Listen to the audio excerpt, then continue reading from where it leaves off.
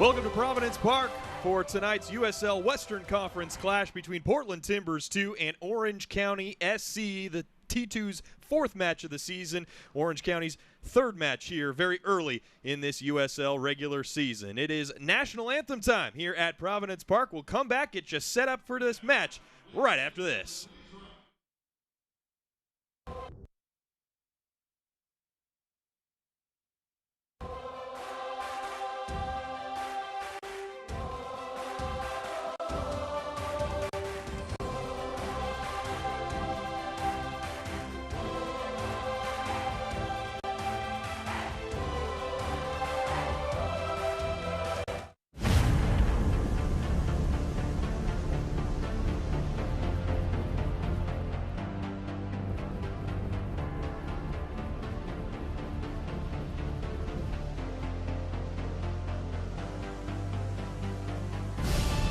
We've raised the stakes. Expectations are high. Our biggest season yet will break records with elite players and future stars. Innovative technology and new homes. We're growing the game in our communities and across the nation. Are you ready?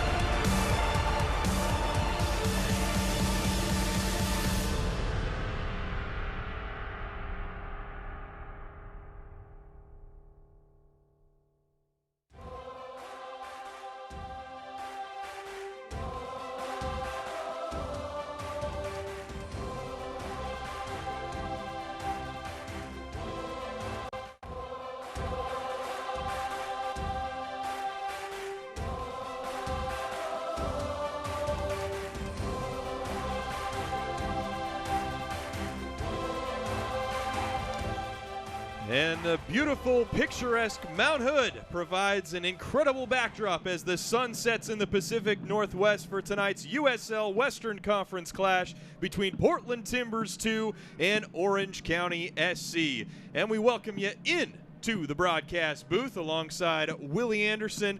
I am Fletcher Johnson, and thanks for joining us here this evening. And Willie, Portland Timbers 2, tough start, 3 matches in a week to start the season. Orange County's only played 2, their third tonight. Interesting matchup, we'll see. Yeah, I think it's time to T2, they played 3 games. They've lost each one by 1. I think it's tonight's the time they turn the tide. Win by 1, win by 2. I think this is a great game for them to get on the winning trail. Well, one of the things that T2 has at their advantage is Viljan Bijev.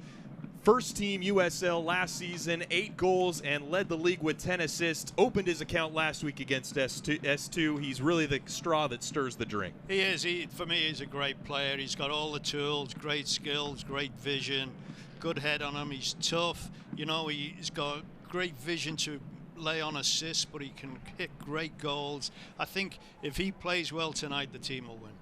And let's go ahead and take a look at the starting lineups first for the home side. Portland Timbers 2, Kendall McIntosh in goal, USL Team of the Week last week, and a couple guys making their first ever T2 appearance, Harold Hansen and Jacob Montes. Yeah, I think it's great, a 17, 18-year-old. You can't beat it, they're going to come out here and play. They're going to be overawed a little. They're going to be nervous. But what a great night for them. I just think it's, it could be the start of a great career for both of them.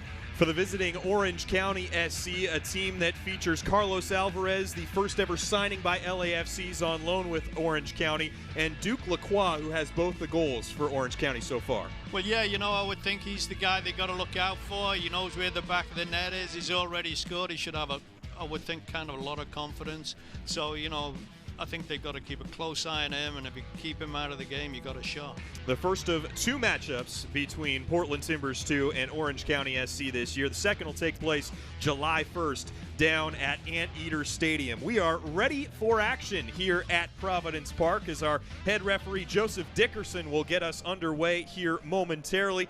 The T2, as you might imagine, in the all-green kits, while Orange County SC in the all-white kits. And T2, a team that has a lot of new faces, some familiar faces in the lineup tonight for Andrew Greger. Meanwhile, Orange County, partnered with LAFC in the offseason. Just 2 players remain from last year's OC Blues squad, one of which is in the starting lineup tonight, Richard Chaplow, who starts in the defensive midfield alongside Victor Pineda.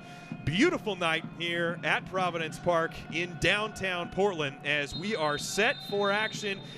Joseph Dickerson's whistle gets us underway here at Providence Park. About 49 degrees at kickoff, partly cloudy skies, and we are underway. And Willie, as you mentioned, 3 one-goal losses for T2 so far to start the season. How important is it to get off to a good start here tonight? Well, I think it's big. It just gives them confidence. I'm sure their confidence is a little bit hit. You know, you lose 3 games straight.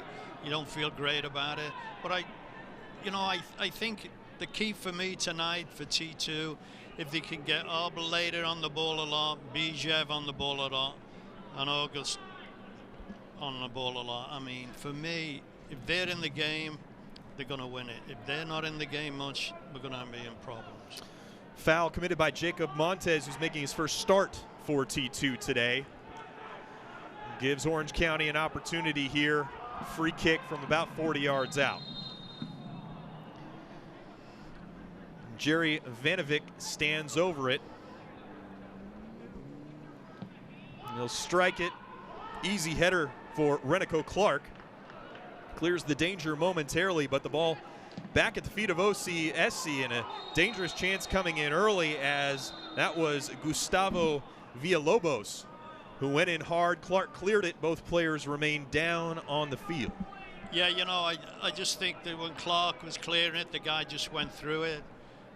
So, yeah, as we have a chance to look at the replay. Yeah, see, just trying to get the ball, instead he catches his leg. Clark went right through it. They're painful for both of them, I would think.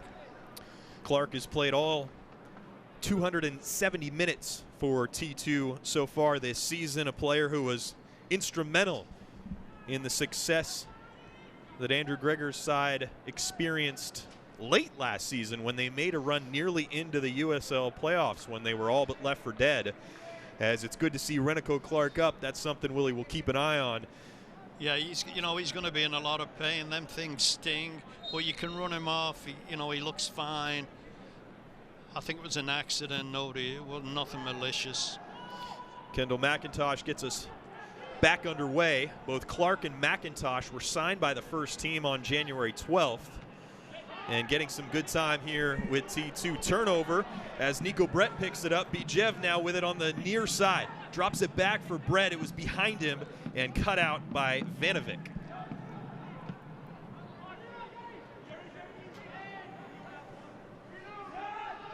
Vanovic been very involved so far as Alvarez gets his first touch.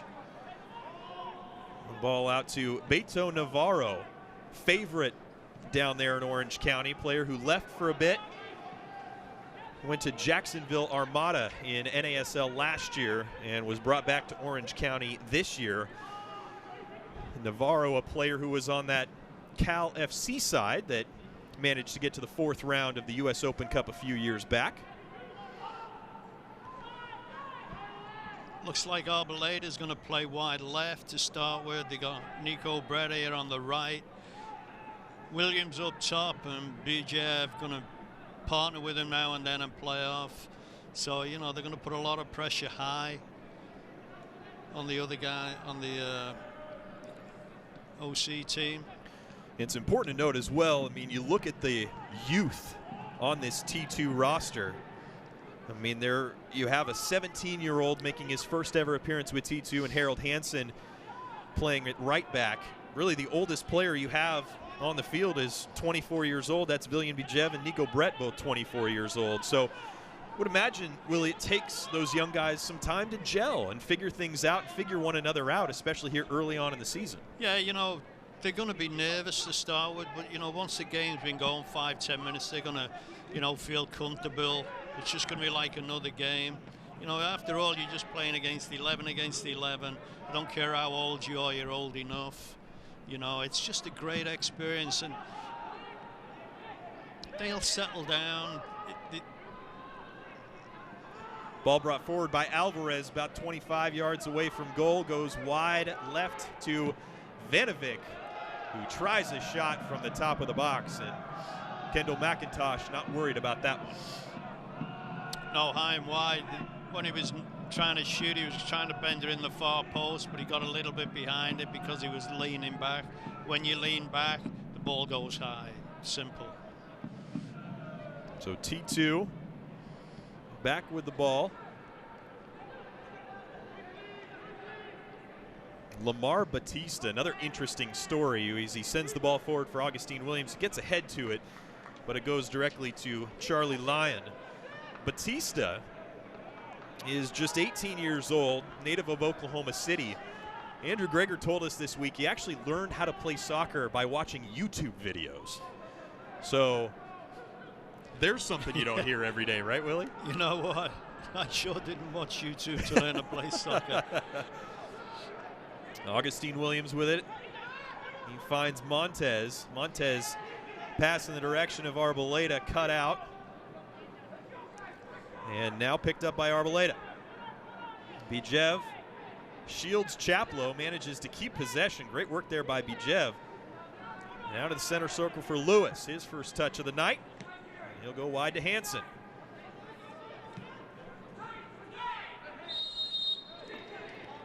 Brett is fouled just outside of Orange County's technical area. That was a good move by Brett. He turned the guy on the guy, and the only way the guy could stop him was bringing him down.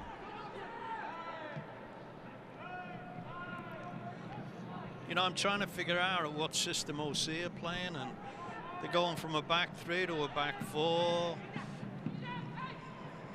It's kind of hard to figure out. Yeah, on the paper it's a 4-2-3-1, but haven't certainly quite seen that. Similar to what T2 is playing as well, what the Timbers first team plays. And with T2, Andre Lewis, Jacob Montez are your holding midfielders. Nico Brett playing on the right side. Arboleda on the left, Bijev in the middle of midfield, and Augustine Williams, the forward in the Fernando Adi role with the first team, if you will. OC bringing the ball forward. Ball into the box, deft touch by Villalobos, and a penalty is called for Orange County here in the 8th minute. And a yellow card issued to Renico Clark. So an early chance here for Orange County to take the lead. Well, I'd like to see the replay on this, because I'm not too sure it was a penalty, but we'll know better from here. Great first touch by Villalobos.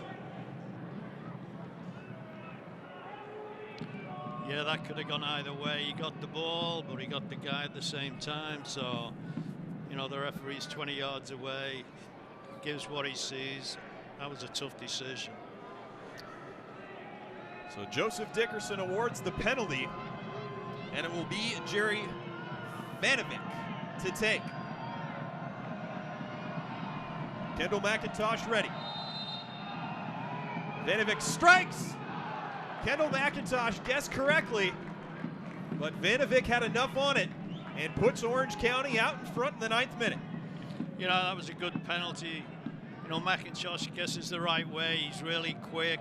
He gets down to it, but the guy hit it so perfectly and with a lot of pace on it, no one could have saved that. Good penalty. So an early hole for T2 here today.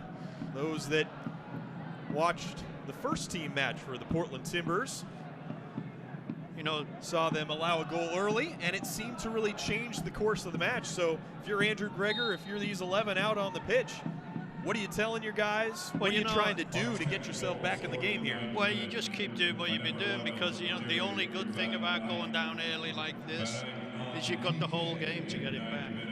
You know, it's way better than going down in the 87th minute. So I'd look at it that way. So we get another look at the penalty kick.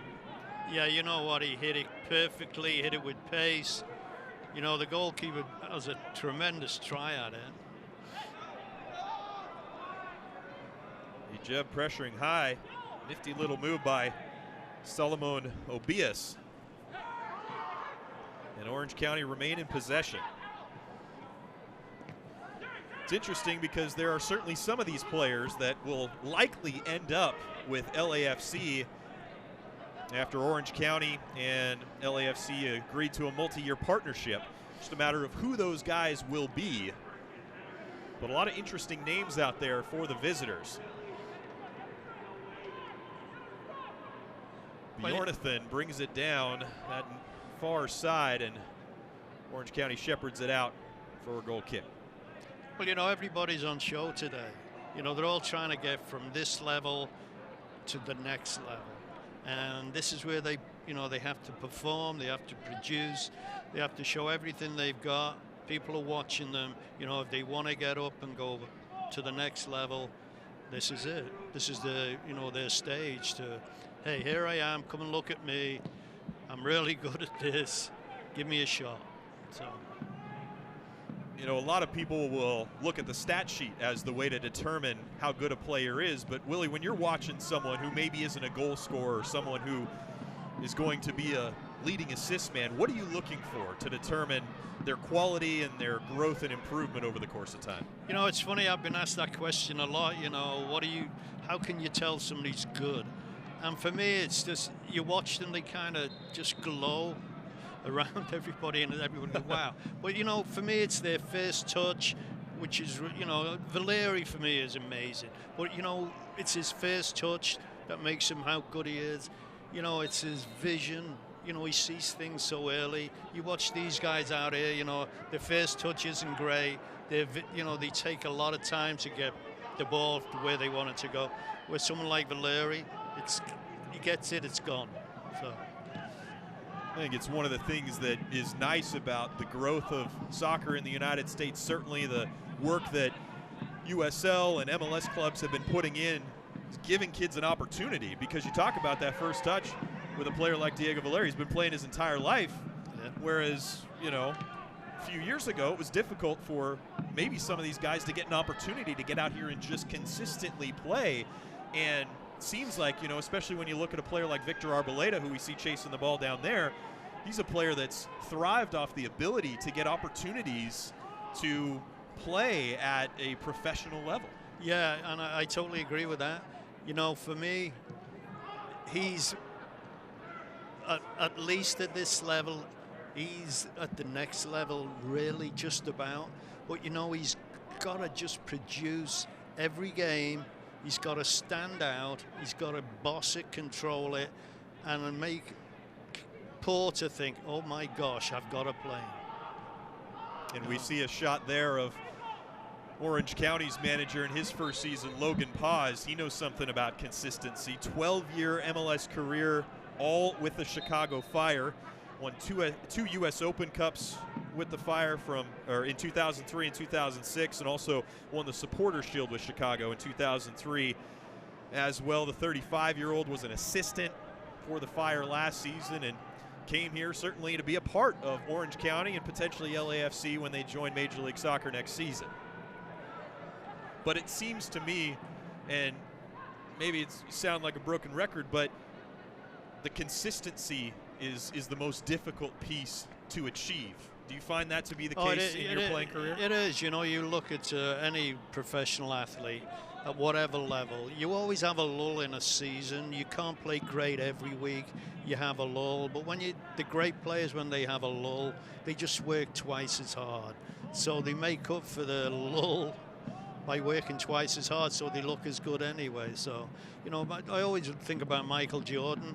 Why was he the greatest ever basketball player? Maybe because he did it every night. And the reason he did it every night, because he worked at it. He came out every night to play. And these guys have got to learn that, you know. And that's a nice thing. I know it was one of the focus points for T2 and the Timbers organization in the offseason was to put together a young roster, and they've certainly accomplished that. Certainly one of the youngest in USL, as the through ball from Villalobos rolls all the way to Kendall McIntosh. Yeah, you know, I think there's two ways of doing T2 in this league. is you go because you want to win it, so you get some really good old experience in there. But, you know, or you want to just breed your players so that they make the first, you know, they join the first team squad. And the younger you can get them, the better you can coach them. Because they're going to come to you and you can coach them, all the bad things out of them. You know, you get players 25, 26 come to you. They've all got their bad habits already. You know, it's hard. They're harder to coach. Harold Hansen with some nice work here in the corner to track down Jerry Vanovic.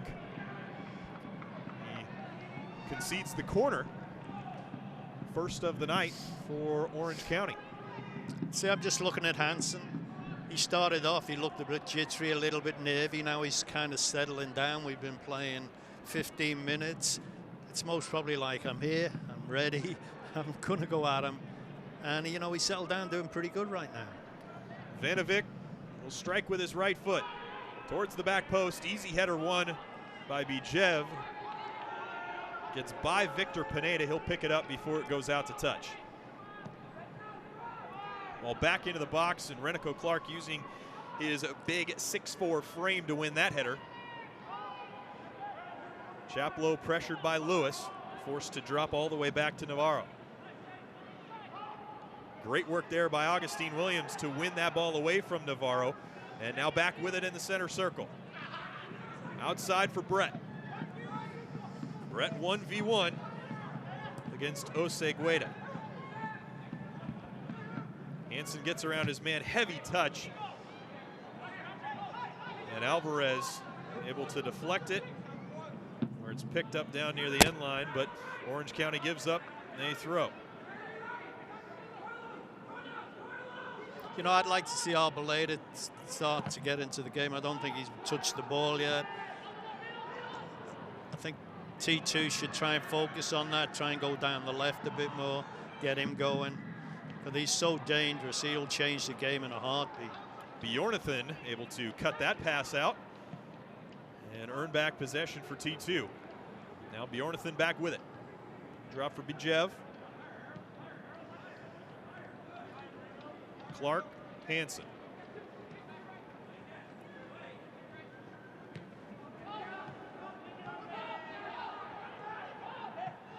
Orange County certainly pressuring high at times to try and win the ball back.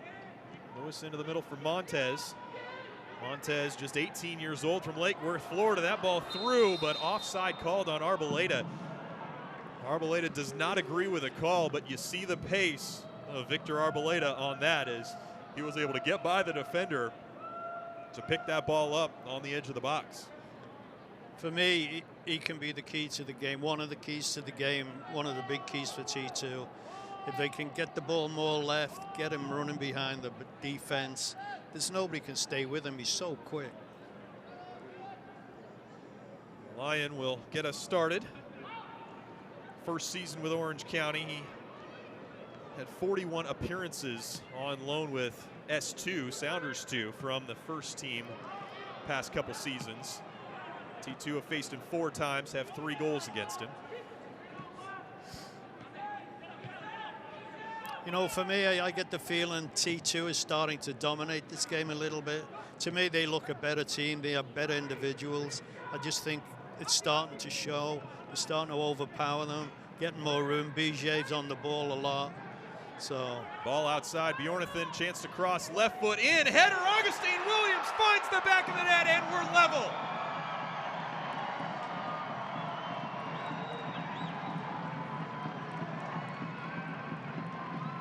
Right on cue, Willie. Wow. You say that T2's dominating the match, and they get the goal to match it. And you know what? That was an amazing goal.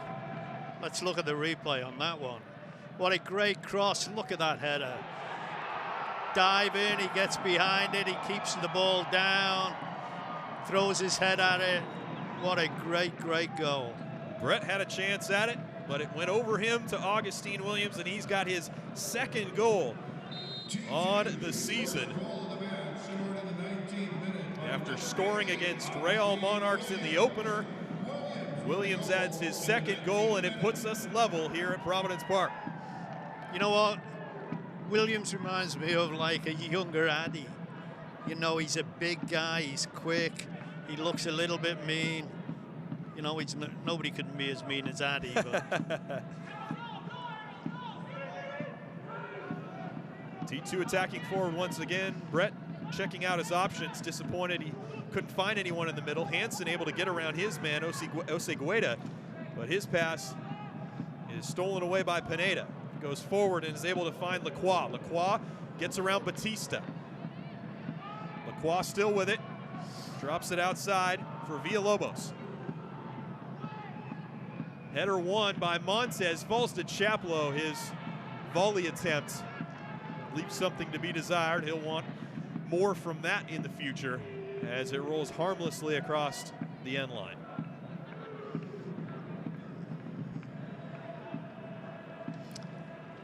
Well, it certainly seemed like after T2 gave up the penalty kick goal, they responded well. Much different response now in terms of how do you respond after you've now been able to level the match? Well, you know, most teams and most players, you just kind of come down a little. You know, you've been trying, I've got to get the equalizer. You get the equalizer, you go, great, we got it. And then you kind of take a step back and go, yeah, now they've got to get going again. But, you know, they, for me, are much better individually. We are better players. We look to me a much better team, well set out. BJ has been getting the ball a lot, which is a key. If we can get our Arboleda going as well, it'll be even better. I think Hansen, you know, he's getting a lot of the ball and he's getting confident with it. So, you know, this is a good game for him so far. I just think T2 are growing in confidence the longer the game goes. Augustine Williams certainly is playing with a lot of confidence here early on in this match. Has had a couple nice takeaways and, of course, the nice header goal a minute or two ago. Batista, pressured by Alvarez. He'll go back for McIntosh. You know, Williams is a striker. You live and die with goals. He's going to feel like $1 million right now. His game's going to go up because he's going to have so much confidence. Yeah, went pro straight out of high school, played with Nomads SC in the San Diego area, and came up here and joined T2 middle of last season. And you could really tell last year Andrew Greger was excited about what Augustine Williams presented, just his physical capabilities, and that he just needed some time. And you've really seen him start to flourish with the ability to get minutes and finish chances and grow in confidence. And there's another thing Andrew Greger had to say this week about his players, and certainly the guys that were here last year, is just how much more confidence they carry. As Lewis cuts out the pass in a dangerous area, Bijev with it, corner of the box. Tries to work around Chaplow, who appears up for the task. Bijev drops to Hansen, back to Lewis. Bijev one touch to Clark. They'll switch the point of attack as Bautista has it in the middle for Williams. Williams turns it over, and Lacroix 4-on-2 if Orange County hurry. Corner of the box, into the middle, falls to Vanovic, and what a save by McIntosh to keep Orange County from picking up a second. Bautista dangerous there and lucky to get away with that as Vanovic fouls him. That came off his thigh and nearly went to Vanovic, but let's take a look at the McIntosh save. You know, that's a great save because he's so quick coming out. He's so brave. He throws his whole body. There's nothing to shoot at. Doesn't give the guy time to settle. Great goalkeeping. Yeah, it took a deflection off Clark as it came through the box. Fell to Vanovic, and maybe a bit fortunate as well that really kind of the ball tucked itself up underneath Vanovic, and he couldn't really get much on it. But credit McIntosh for being quick off his line to find a way to make a save in that position, and that's how you make a team of the week in USL, as McIntosh did last week. You know, there's a couple of times in this game the T2 defense hasn't looked very good to me. They've been caught out a couple of times. They look, you know, they've looked flat at the back. You know, one ball's beaten them all, and you know, for that chance there, they kind of lost it in midfield, and then there was a break of 2 against 1. So They've got to be careful of that. They're going to have a lot of possession, T2. But, you know, this team's going to break on them, so you've got to be aware of that at all times. Yeah, I mean, I think some people might look at the back line for T2 in this match and say maybe that's a weakness. But when you consider that if you take Renico Clark out of the mix, between Kyle Bjornathan, Lamar Batista, and Harold Hansen, you basically have 6 professional starts. So very, very young, and going up against a team that has some talented attacking pieces in Orange County. It's a great challenge, a great opportunity to really learn what it takes to play at this level. Well, it is, and you know, when you're in a back four, you like to have a steady back four that you all play pretty much the same amount of time. Montez brings it forward to Bijev, tries to find Montez again, just too many Orange County bodies in there, and they're able to clear.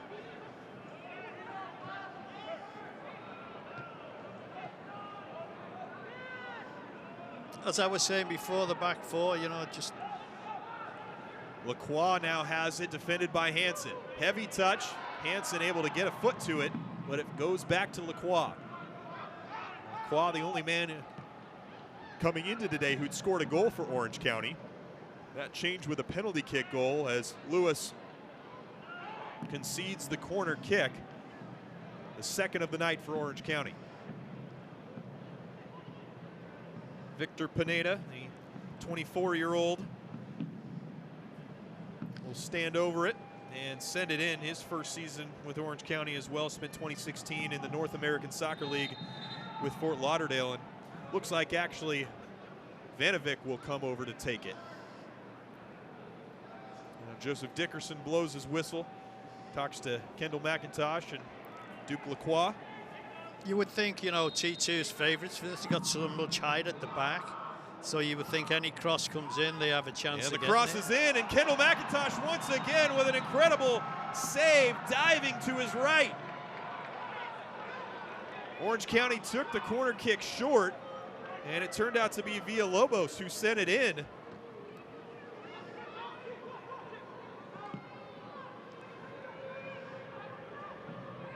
McIntosh out to pick that one up.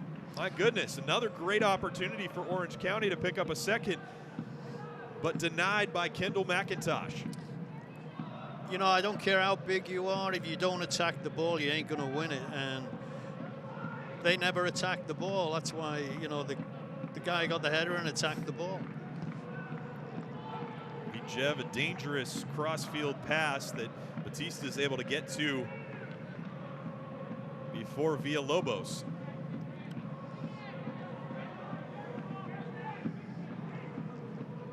Clark to Hansen. Hansen has Brett if he can get it to him. He couldn't.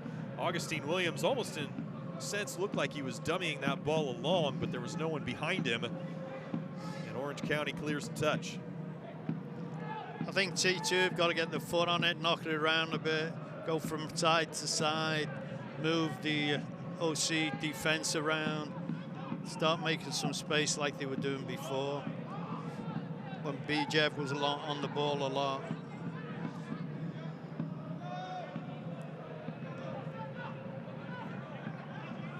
T2 looking for their first points of this 2017 USL campaign as a foul is called on Osegueda, who's on loan from Liga MX's UANL Tigres. Brett quickly restarts to Batista, to Lewis. Lewis pass easily cut out, and a bad turnover there. Orange County quickly on the counterattack. 4v3 if they hurry. Corner of the box into the middle for Lacroix. Lacroix tries the through ball, but Bjornathan quickly back, and Chaplow called for a foul on Bijev. And Chaplow picks up a yellow card for that challenge. Yeah, high foot. They can do a lot of damage if you get caught by one of them. Number 7, Richard Chaplow. Chaplow issued the caution card for Orange County. So each team with a yellow card here, as we're nearly through a half hour between T2 and Orange County on a chilly but pretty night here in downtown Portland. Renico Clark in the book. A foul that led to a penalty kick for Orange County. That's how they got on the board. And then Augustine Williams, a header off a Kyle Bjornathan cross, leveled the score. And you see there Richard Chaplow in the book of Joseph Dickerson for Orange County. T2's high pressure earns them a throw deep in Orange County territory.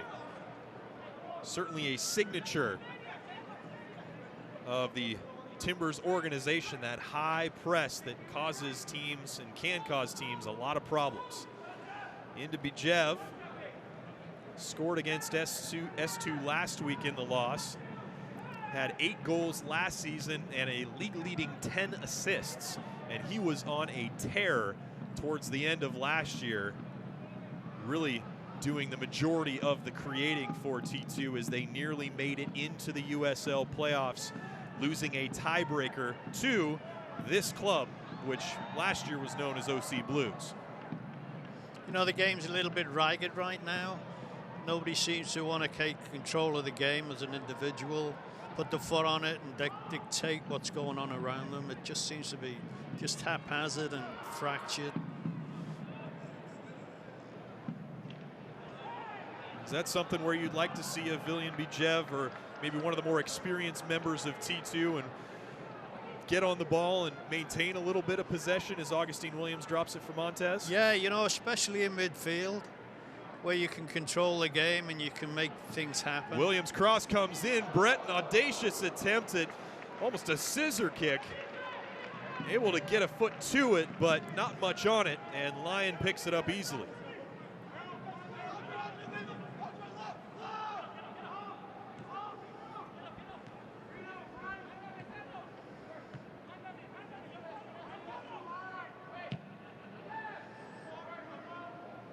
Direct from Orange County. Good work there by the 17-year-old Harold Hansen to shield Vanovic away from the ball. Hansen's really grown into this match, his first match with Timbers 2 tonight. Lacroix goes forward for his teammate Osegueda, who was not making the run, at least not at the speed Lacroix sent the pass in at. You know, I just reiterate what you said about Hansen. You know, he does great things, but we forget because he's out here with everybody else in a green shirt. It's like when he does something wrong, it's like, oh God, he did something wrong. But you know, he's 17. I mean, it's like, God, he's a kid. So, you know, I'm trying to sit here thinking, hey, he's doing great, but you know, he's going to make mistakes, and you know, you got to allow him that. The only way he's going to learn and get better, he's going to make mistakes. And even at the T2 level, the bar's been set pretty high by one Marco Farfan, the 18-year-old who's still attending Centennial High School and made his 3rd start in 4 matches with the first-team Timbers. First Oregon-born player to ever play for the Timbers first team, as he started at left back today, and the Timbers earned a 3-1 victory against Philadelphia at PPL Park a little bit earlier. So even at T2 with the likes of Marco Farfan, expectations are high. Well, yeah, you know, you're a pro. This is the pros, you know, you're not playing at college. And Farfan is a great. Montez turned over by Chaplow, his ball forward. Nice first touch by Pineda, headed away by Lewis as it nearly went into the net. What a play by Andre Lewis to keep this match level. Joseph Dickerson's blown his whistle. I believe Lacroix ran into the post, and he's called out Orange County's trainer, Kyle Simkovich. Yeah, this is, I for the life of me, I have no idea how he headed this out. That is an amazing look. It's go, how does he get to there to get it? The guy who's just going to sit there, the guy on the floor now, what's he going to do? He thinks, I'm just going to head it, I've scored. And out of nowhere, bingo. And what a great first touch by Gustavo Villalobos. Chaplow's pass was pretty far out in front of Villalobos to use that right boot to control it and actually let it more into his path. And I believe it was Bjornathan who came in, got the deflection that popped the ball into the air after Villalobos had struck it. And then Lewis, with his head, saves Timbers 2 and keeps this match level 10 minutes before halftime. Yeah, it was an amazing escape. I don't know where he came from. I don't know how he even thought about getting there to head it. Good to see Lacroix is up. Certainly a lot of concern in regards to head injuries across all sports. Yeah. So you got to make sure he is all right. It appears that he's okay as he walks with Kyle Simkovich, the trainer. You know, just talking, going back to the Farfan, I think it's great for the team, for the city, for his school, for his family. You know, there's a kid who most probably played all the time, and here he is running out for the Portland Timbers in the USL, and he's starting. And you know, for me, I've watched him. He doesn't stand out, which means he can handle it. I mean, he's just out there like part of the furniture. You know, hey, I'm here. He doesn't do anything silly. You know, looks like he's got a great head on his shoulder. You know, well, everybody out here who's playing for T2 should look at Farfan and think, I can do that. You know, it's worth noting as well that early on in this match, you certainly got the sense Orange County was going to attack Harold Hansen, and they did. Really didn't find a whole ton of joy down his side. And in a lot of ways, they've kind of stopped attacking down T2's right side of defense as Lewis turns it over. LaCroix turns it right back over again. And Batista just clears pressure to the Orange County back line. So the rain is now falling here at Providence Park. Been on and off rain today, some hail mixed in as well. Yeah, welcome to Portland. Yeah, never forget a match I called a couple years ago here in this building where it hailed for a good 5 to 10 minutes. And could not imagine being a player out there just getting hailed on. Hopefully that won't happen tonight, as it appears to be just a light rain, almost a mist that's coming down here in downtown Portland. Well, you know, players, when you're out there, you're playing anything because, you know, you're so intense and so into the game. You know, it can be a thunderstorm, you don't know about it. Osegueda is pass in the direction of Vanovic is won by Harold Hansen, who tracks forward and now must hustle to get back. This ball forward, picked up by Renico Clark. It's defended by Vanovic to Brett. Brett dribbles it forward and actually dribbles it out of play. So the Orange County high press earns them a throw in T2's defensive half. About 8 minutes to go, 7 minutes rather, before halftime. What do you want to see from T2 to close out this half, Willie? Well, you know, I really, you can't allow the other team to score. You don't want to go in a goal down just before halftime. And the T2 just need to calm down a little bit. You know, I think the whole game's ragged, and I think the reason it's ragged is because everybody's going 90 miles an hour. You know, nobody's kind of just calming everybody down, going, hey, give me the ball, calm down, I'll give it you when I'm ready, just move around. It's those darn kids, right, Willie? Yeah. They want to go 90 miles an hour all the time. Yeah. But it looks like there's 22 darn kids out there. You know, it's like, hey, come on.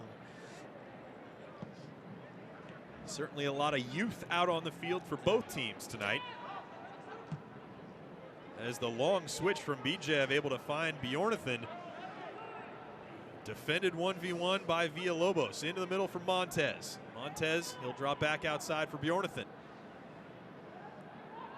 Forced backwards to Batista. Batista goes square to Clark. He'll switch the point of attack, maybe go central. Lewis, Clark, forward for Augustine Williams towards the corner. Picks it up there. One defender there, another coming.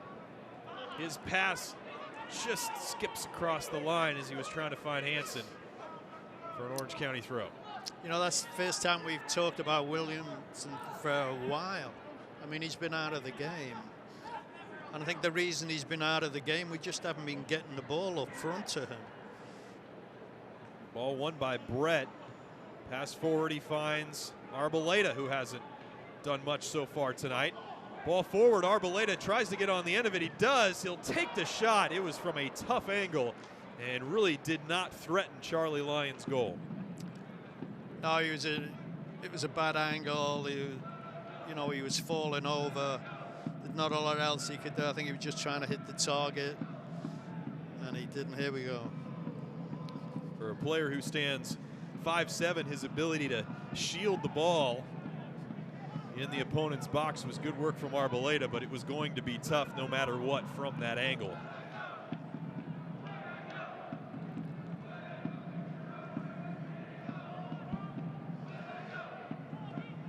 T2 pressing high. Vanovic will chase this one down, defended by Clark.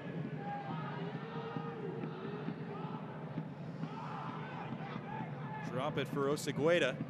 His ball crossed in, header won by Batista. Falls to Villalobos at the back post. And now we'll go all the way back to Navarro.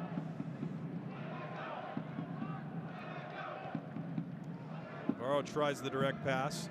Batista wins the header. Montez pass easily cut out. And a turnover once again in the defensive half. Yeah, I'm sure Andrew Greger will talk to his team about at halftime. Yeah, I'm sure he's not happy about that. We're giving it away. We're winning it, which is the hard part of the game, and then we're giving it away right away. So we got to go back and win it again. They just got to keep control of the ball a little bit longer. Give everybody more time and room. What happens when you keep control of the ball? Everybody gets more time and room. Obias outraces Augustine Williams to that ball that was sent forward. Lewis, Bijev.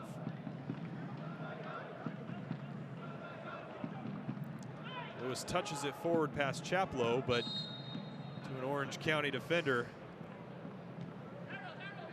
Appears that Lewis might have been called for the foul as Orange County restarts. Vanovic against Hansen. Goes central. Still with it. Takes the shot over the top of Kendall McIntosh's net. Had him worried. That was one of them chances where he got the ball, he kept going inside, and nobody came to him. He thought, I'll keep going. And nobody came to him. He thought, well, I'll take a shot. So he took a shot. Everybody kept backing off to him, made the decision for him. He didn't really know what he wanted to do.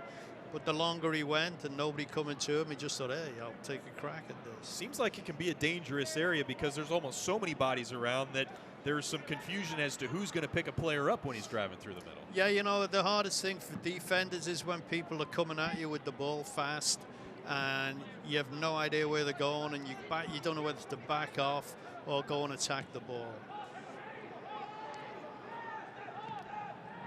That's why they should get Arboleda going, because he does that. He will get the ball and he will go right at people. And what that does, it brings people to try and stop him, brings people out of position to help them try and stop him, and it frees up room for everybody else. But, we're not getting him the ball, so.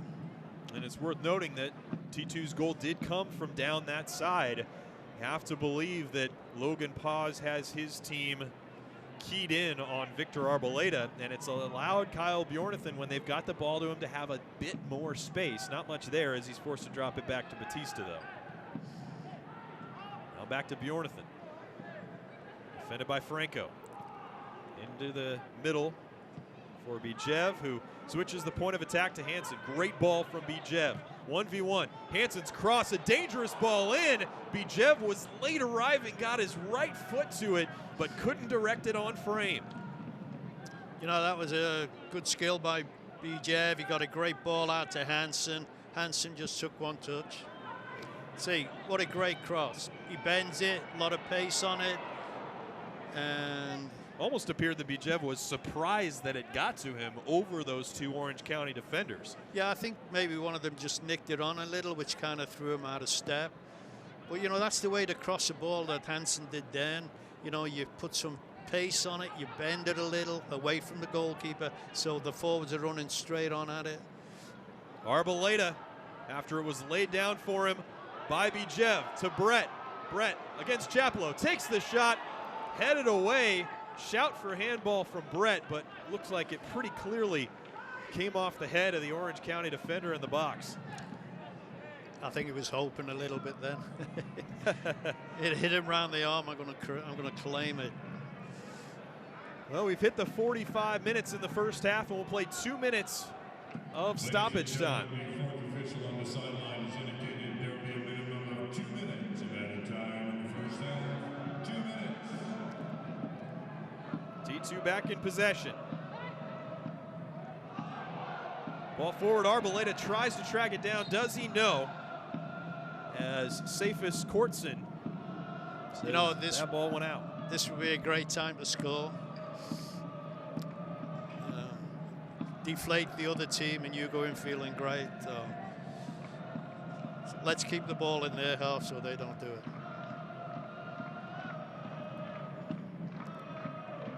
Quickly through almost a minute of the added 2 here in the first half. Villalobos wins the header over Bjornathan, and Bijev is fouled. So T2 maybe with one more opportunity to send the ball in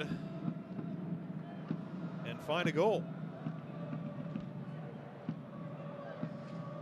Foul was committed by Beto Navarro. You know, we got our 2 big guys up top there. I would just stick a good cross in. I'd put some pace on it, try and put a little bit of bend, aim for the penalty spot, and let them go and attack it and fight it. Bijev stands over it, and a 2-man wall. Bijev about 40 yards away from goal. 6 men in around the box for Portland. He'll go short to Lewis. Lewis strikes, tries to get it through the traffic, deflected. Falls out to Nico Brett. He'll let it roll out of play. We got 10 seconds of the added 2 left at the discretion of Joseph Dickerson. And T2 earns their first corner kick of this match right at the 2-minute mark. So this will certainly be likely the last kick of the ball here in the first half. Now, Bijev to take. Somebody attack the ball, please. I mean, you're 6'5", 6'6". Attack the ball, you'll win it. Don't just wait till it hits your head. Go and attack it. Now, look at that. And Lyon gets a punch to it. And that is the final moment of the first half. An interesting and exciting one we saw as Orange County opened the scoring with a penalty kick goal within the first 10 minutes of the match. And then it was Augustine Williams off the cross of Kyle Bjornathan with his head that found the equalizer. And it sends us to the break at 1 apiece. Chance to cross, left foot in, head.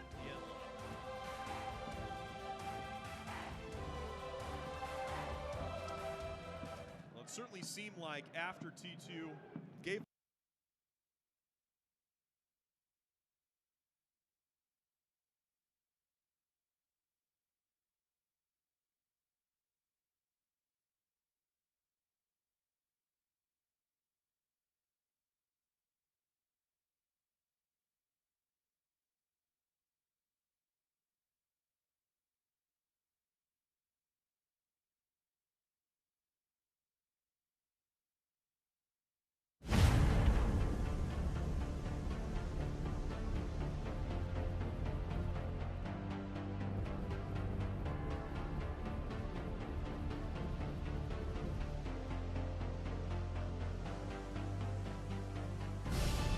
We've raised the stakes.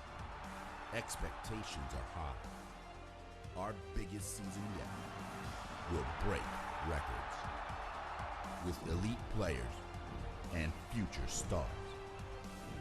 Innovative technology and new homes. We're growing the game in our communities and across the nation. Are you ready?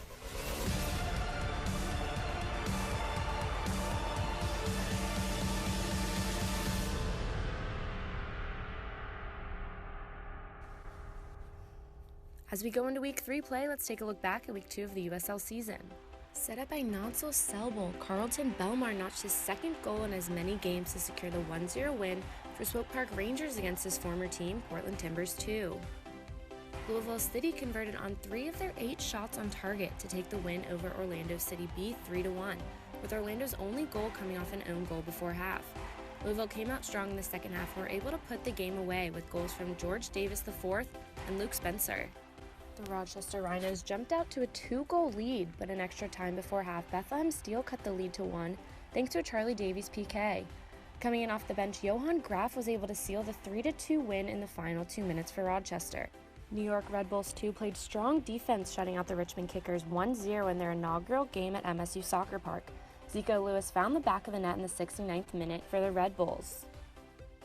Andrew Wiedemann and GB led FC Cincinnati to the 1-0 win in Pittsburgh, as GB notched his second goal in as many games.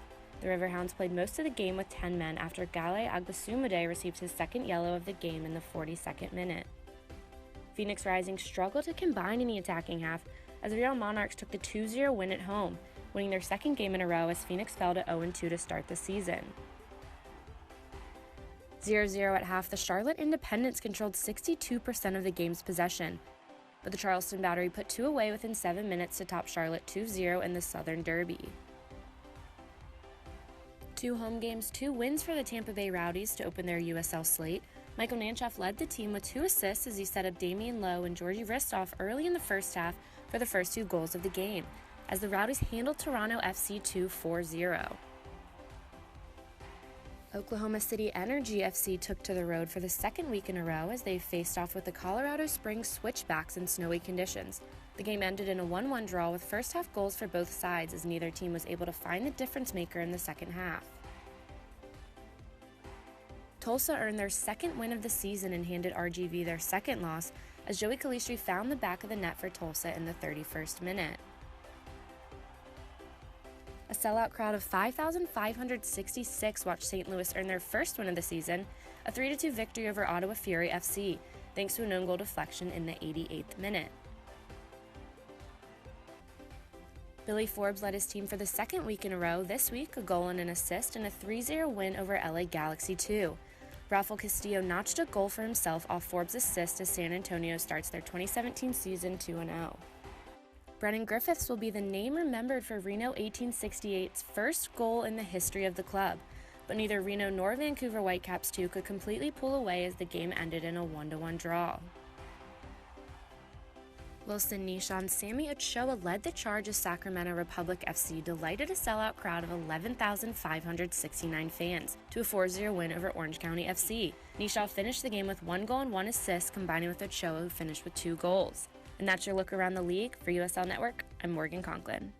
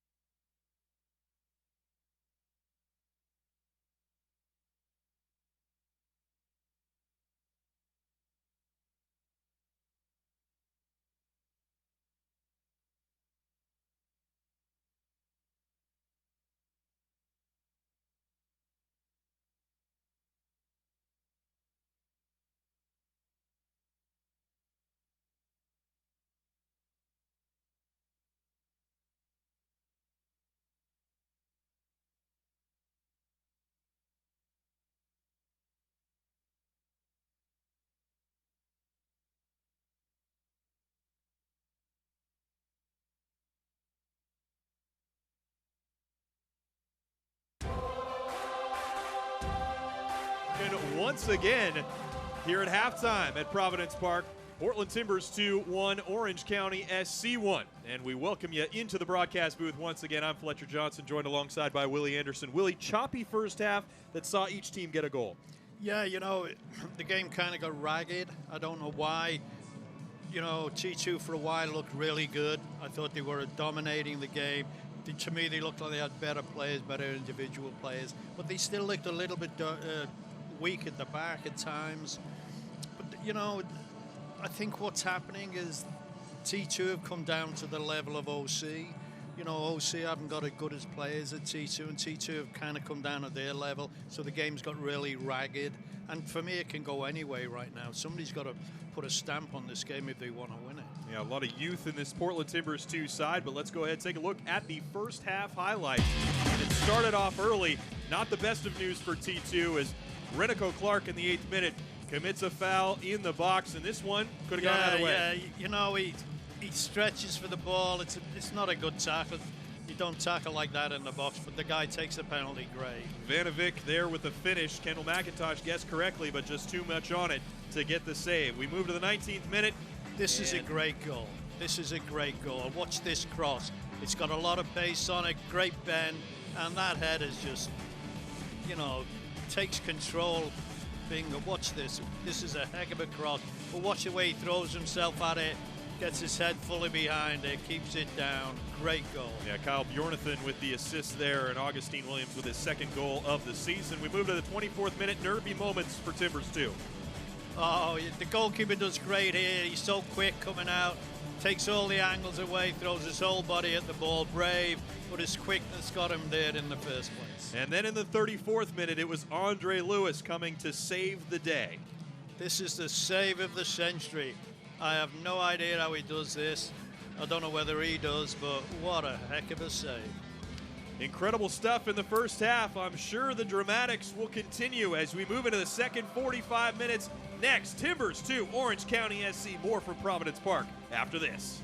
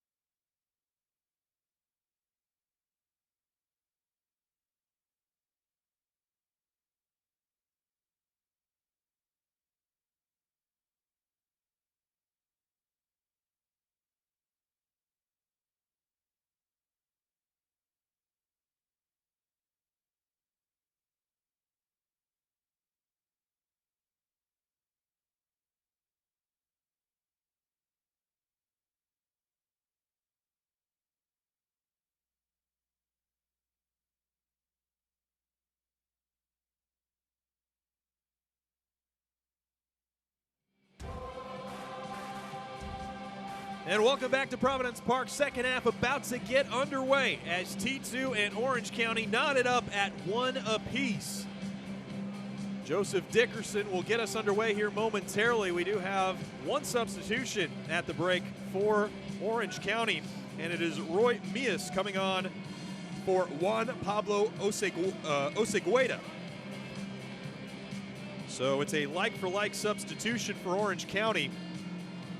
Osegueda was pretty quiet in the first half, and Roy Muse, the second of two players that are holdovers from Orange County last year in the lineup. Richard Chaplow, the other, who, by the way, is carrying a yellow card. Augustine Williams stands over it. Joseph Dickerson blows his whistle, and we are underway in the second half here from Providence Park.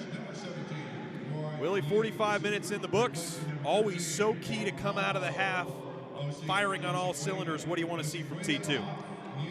I want to see somebody take control of the game. Put his foot on it while everybody's running around like crazy, control the game. And give this guy the ball, Arboleda. Please give Arboleda the ball. Arboleda able to keep possession amongst a few Orange County defenders. Ball now back to Batista. Go all the way back for McIntosh, and T2 happy to maintain a little bit of possession here to start the second half. Sun is set here in Portland, Oregon, and is given way to a chilly night. You see some of the players wearing gloves. Bijev's through ball finds Brett, and he'll go wide for Hansen. Hansen, the 17-year-old, able to get by Mias. His cross, dangerous one, inside the 6. Arboleda will want to have done better with that, as he had it inside the 18 but couldn't control it. You know, I'm liking Hansen. I think he's having a good debut, I guess. He's looking good, looking confident. That was a heck of a cross. A lot of pace on it. Kid's doing great.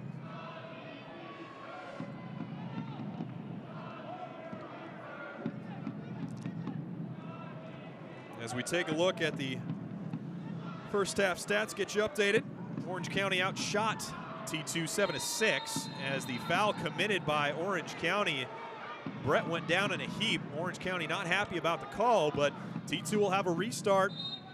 Dangerous free kick opportunity about 25 yards, 30 yards away from goal. Joseph Dickerson wants to have a conversation with Mias, the substitute that came on at halftime. And no card shown as Brett now steps back to his feet. Couple other interesting numbers to keep you aware of. Timbers 2 with about 56% of the possession to 43 for Orange County. 6 fouls conceded by Orange County to 3 for Portland. You know, this is a great, great chance to get a shot on target. Looks like Bijou's going to have a go. I would think he's going to put it over the wall and aim for the goalkeeper's right-hand post, top corner. There's a little bit more room that side if you watch, but he's got to get a lot of pace on it. He's got to get it over the wall with a lot of bend. All right, Bijev strikes it, and looks like it found the head of Victor Pineda. Yeah, he didn't get it over the wall. And ends up as the second corner kick of the night for T2. Williams and Arboleda were in the wall. Maybe trying to form a little bit of a gap, but Bijev couldn't find it. He'll now stand over this corner kick from the near flag. Towards the back post. Batista was making the run, but it was over his head and out across the byline. You know, to me, that's really a waste of a corner. You know, he overhits everybody. We don't get a chance to attack the ball. With the height we have in there, that should be a great weapon for us. We haven't taken advantage of it yet. You know, the guys aren't attacking the ball, but you've got to put good crosses in, pace, bit of a bend, let them fight for it. Villalobos wins out over Bjornathan, but ball ends up at the feet of Bijev. Now Augustine Williams tries to maintain possession, can't. Chaplow's ball forward is knocked out of play by Bijev.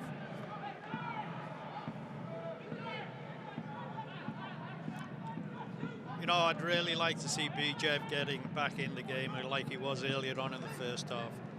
Controlling it, dictating the play. Here we go. Bijev driving forward, top of the box. Defended by Obias. Forced back out to Lewis. Ball back through for Hansen, but just too much on it. It'll end up in a deep throw for Orange County.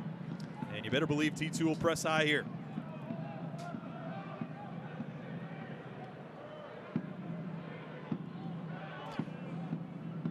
Obias, who is defending Bijev on that last run forward, on loan from Pachuca of Liga MX for Orange County.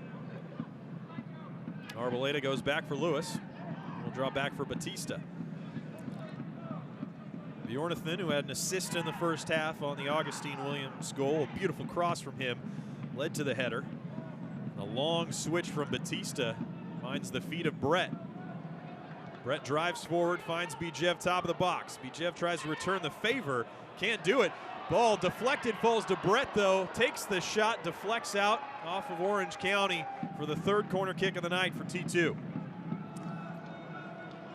It looked to me like Nico Brett was fouled from behind just outside the box there. I think he was claiming for it. Referee didn't see it. Corner kick. I'd like to see a really good corner come in. Get some pace on it, hit it around in between the penalty spot and the 6-yard box, and let them attack it. But it's got to be a good corner. Joseph Dickerson blows his whistle, wants to talk to Nico Brett and Joe Franco. Franco, a name we have not mentioned much tonight, the Monrovia, California native, 27 years old, and is in his first season with Orange County.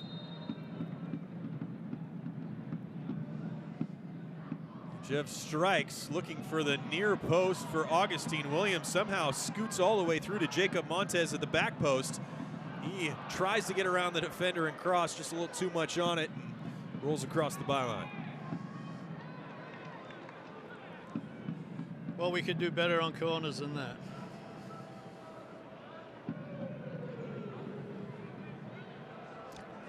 T2 started better. Yeah, I was going to ask if you felt that Andrew Greger would be happy with what he's seen from his team in the first 5 minutes. Well, they kind of dominating a little bit. The ball's all in the OC half. Getting Bijev on the ball. Moving it around nice. So, yeah, Bijev had a chance there had he been able to deflect it out of the path of Obias. But good work there. As Chaplow's down at the top of the box, I didn't see what happened to him. He had a ball forward that was trying to find his teammate and must have got caught up in the wash there as T2 came the other direction with the ball forward for Bijev. You know, I never saw anything. I just saw a body laying on the ground. I had no idea what happened to him. Trainer's out to take a look. So T2 leveled the match in the first half after giving up the opener, as we get another look at what happened to Chaplow. Well, you know what he did? As Renico Clark was kicking through the ball, he kicked him right on the knee. Ouch. Yeah, certainly one of those things that certainly probably doesn't feel incidental, but Renico Clark obviously had no intention of doing that, was just looking to get the ball forward. You know, I think people should look at a pair of soccer shoes and look at the sole and all them studs, and then look at your knee and think, how would I feel if somebody just kicked me with that on my knee? Yeah, no problem with Chaplow taking his time getting back up as Clark looks sporting, heading over there to check on Chaplow. As take a look at Logan Paz, the head man for Orange County in his first season. Won the 2 U.S. Open Cups with the Fire during a 12-year MLS career in 2003 and 2006. Also a Supporter Shield winner with the Fire in 2003. 35 years old now and 286 MLS appearances to his name. Actually came out to the West Coast and got this gig in part because his longtime teammate John Thorington is now the LAFC Executive Vice President of Soccer Operations. You know, isn't it the same in any walk of life? It's not what you know, it's who you know. No doubt. And not to shortchange Paz and say that he doesn't have the credentials or qualifications to get this job otherwise, but it certainly helps when you know someone that high up in the front office. There's no doubt. I totally agree. You know what I was thinking? Maybe at 60 minutes, if the game's still as it is, you know, I'd bring on Bodley. I'd play him wide left. I'd move Arboleda to the right, and I'd bring Nico Brett off. And I'd go with 2 wide guys. Bodley is great. He'll be great up and down the left. He works really hard. But may give Arboleda some room to get going because he's not been in the game at all. And I think they're just, you know, forcing everything out of this side. So I'd play him right, bring Bodley in, and see what happens. The substitutes available for Andrew Greger tonight: goalkeeper Wade Hamilton, Max Ornstill, and Shaquille Jimenez in defense. Dylan Demraoui and Omar Muhammad in the midfield, and Blake Bodley, Russell Cicerone listed as forwards. So some balance there in the substitutes. And for those maybe tuning into a USL match for the first time or not quite as familiar with the rules, different than Major League Soccer, you get 5 substitutes in USL instead of the regular 3 in Major League Soccer. So Andrew Greger, Logan Paz can make up the 5 substitutes if they want. Paz has already made 1. Andrew Greger still with all 5 of his available here tonight. Just think that could have put about 10 years on my career, 5 subs. No kidding. Could have played forever. Can take half the lineup out, basically. As Chaplow chases this one down, manages to keep it in play, sends the cross in towards the back post. Header won by Bjornathan. Good thing, because there was an Orange County player there. Arbaleda's pass was behind the target forward, Augustine Williams, who has the goal tonight. And Williams, quick work, deflects that one out of play. See what happened then when Arboleda had all the room, but they know it's Arboleda, so they had 3 guys tracking back really fast. I think the setup for him on this side, I think if he moved to the other side, they wouldn't be set up for him, he'd get more room.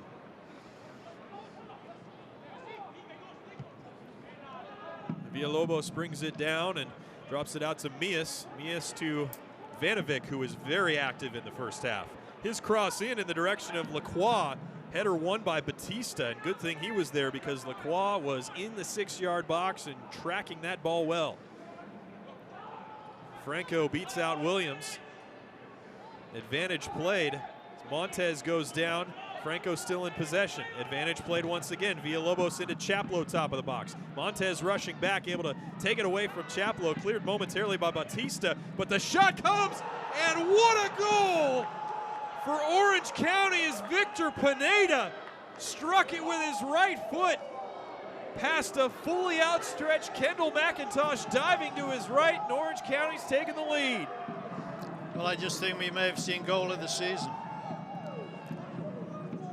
That is one amazing strike. You know, if you're picking goals for the year, that would be in the top 3. That is an amazing strike.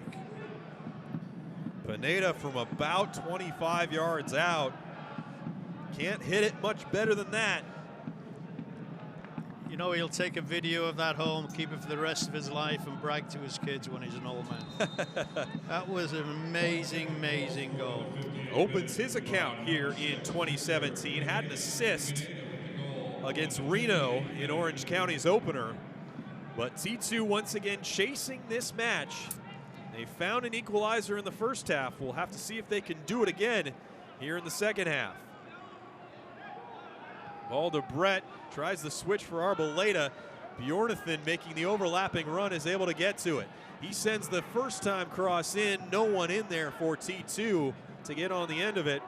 And Orange County clears the pressure. But a header from Alvarez, who's been relatively quiet tonight, goes out to touch.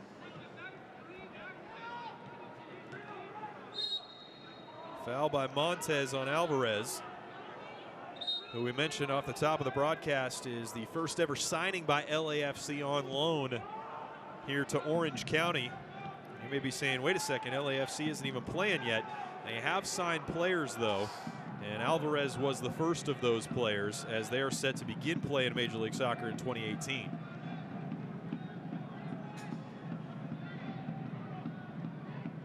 Alvarez loses out to Brett, finds the feet of Bijev. Bijev's ball forward for the onrushing Brett, deflected away. And now Renico Clark in a foot race with Lacroix. He wins out and does a great job to keep that ball in play. Hansen now goes to Lewis. Lewis has to reach for it, but is able to get it. And T2 releases the pressure. Bjornathan forward for Augustine Williams. Williams now dribbling central. Montez gets around his man, leaves it for Bjornathan. One touch, heavy touch, and deflects out across the byline as Navarro cleared it off of Bjornathan. You know, like we were saying at the beginning of the broadcast, it's your first touch that makes you step up to the next league. His first touch was really bad there. He had a great opportunity to make some work down the other side. Get a good cross in. His first touch let him down. You know, that's the difference in between this level and the next level. We saw T2 respond so well after giving up the opening goal in this match here tonight. What did they do well in that stretch that led to the equalizer that they need to try and replicate right now? Well, they've got to keep the ball longer. They've got to knock it around, maybe even at the back, just to keep the ball. Make the other team do all the chasing instead of you chasing the ball. And then they've got to knock it around and then get it into midfield to somebody like a Bijev. And then try and get Arboleda going. But I don't think Arbeleida's going to get going down the left. You know. Arboleda pressuring Franco, forces a bad pass that T2 is able to intercept and take advantage of. Ball forward for Augustine Williams, very direct. Augustine Williams controls with the chest. Great work to keep Franco away. Into the middle for Williams, who goes forward for Arboleda. Great 1-2 between those guys. Arboleda dribbling towards the byline, crosses into the middle. Brett was there, but couldn't get on the end of it. Alvarez with it in the center circle as Orange County looks for the counterattack, and it kind of peters out a bit. Villalobos with it. Alvarez rushing forward, turned his head right as Villalobos struck the ball. Easy work for Lewis. McIntosh to Hansen.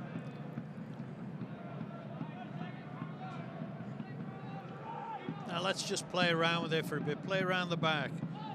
Switch the play.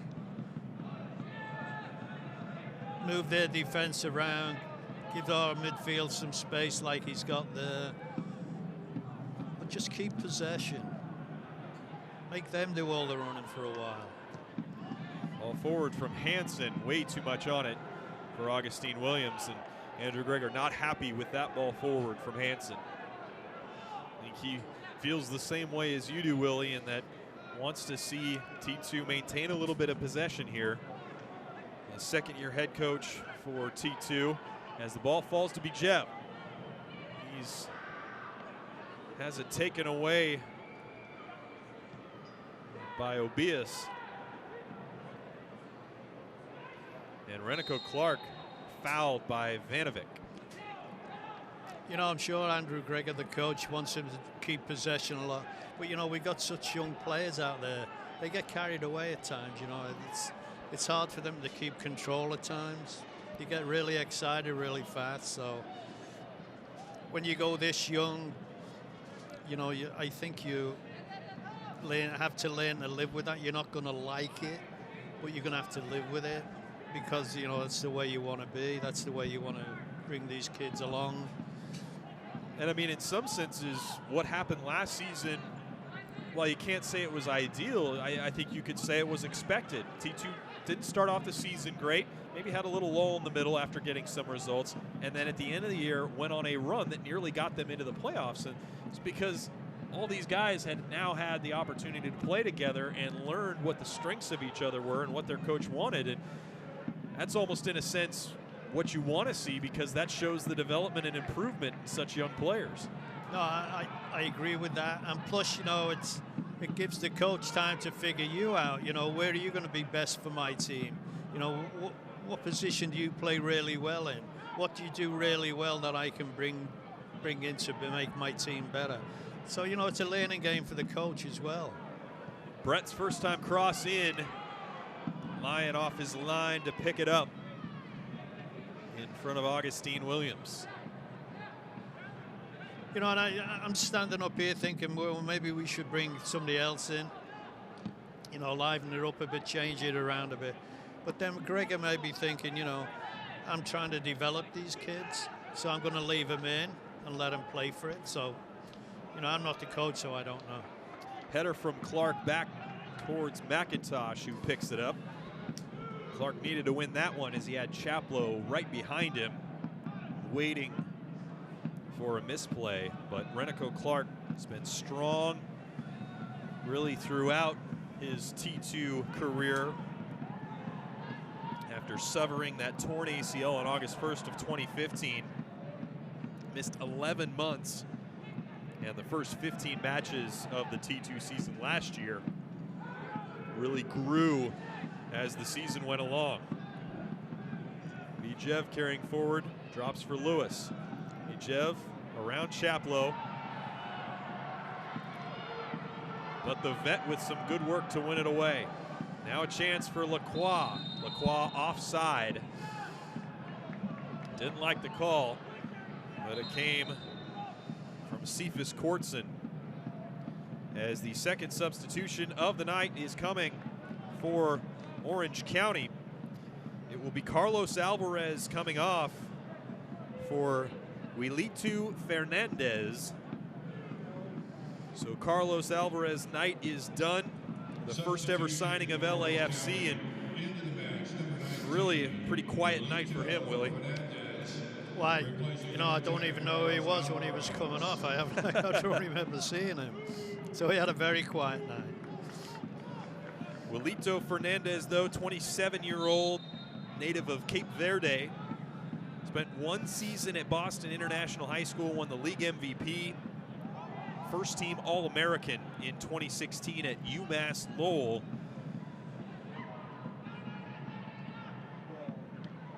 Was at the MLS Combine this year, and actually was a trialist with New York Red Bulls back in 2010 when he was just 20 years old, but wasn't signed. As Franco goes down, a chance for Bjornathan to cross. His cross was a dangerous one, but found by the head of Orange County first, and back out to touch. Arboleda turns, gets by his defender, and out for a corner. Some defending there by Beto Navarro as Arboleda went down. Shouts for a penalty, but none given. You know, that was an incredibly good tackle. Yeah, watch this. That's a great tackle. If he doesn't make that tackle, Arbeloda's in there and scores. I mean, Arbeloda's not going to like it, but that was a great tackle. Bijev with the fourth corner kick of the night for T2.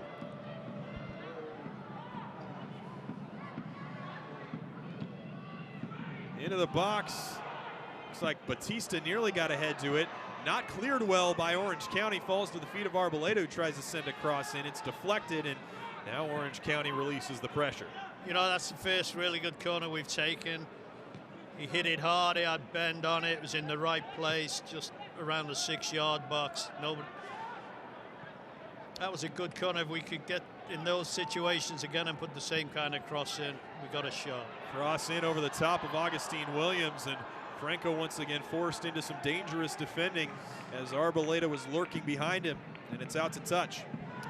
You know, now we're starting to dominate again like we did in the first half, so, you know, keep at it. Get another goal. This will be a heck of a game. T2 searching for the equalizer. Bjornathan dribbles, strikes it into the box, finds the feet of Augustine Williams, drops it for Lewis, who puts a shot on target, but right at Lyon. You know, we could just step it up, keep this pace up. We're better players than them individually. That's what we'll need right now, is just a little bit of individual magic. Create something out of nothing.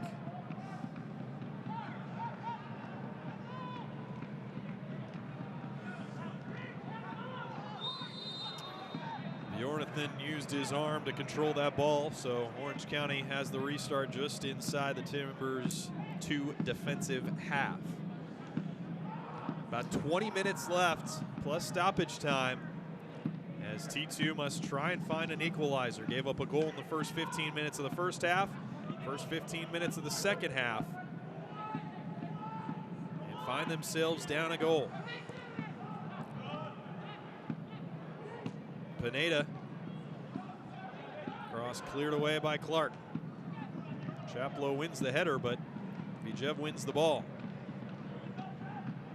Go outside for Hansen. He's able to keep it in play. Bijev tries to control the pass, but too much on it from Hansen.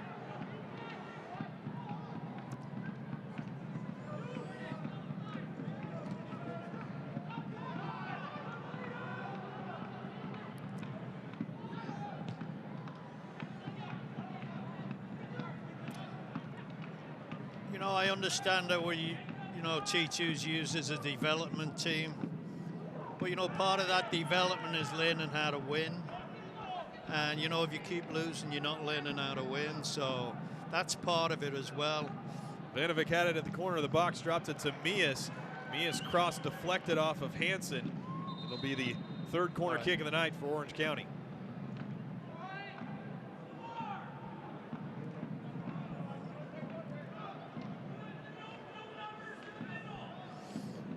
T2 has suffered some struggles here early on in the year. 3 defeats by 1 goal as Chaplow has to come over.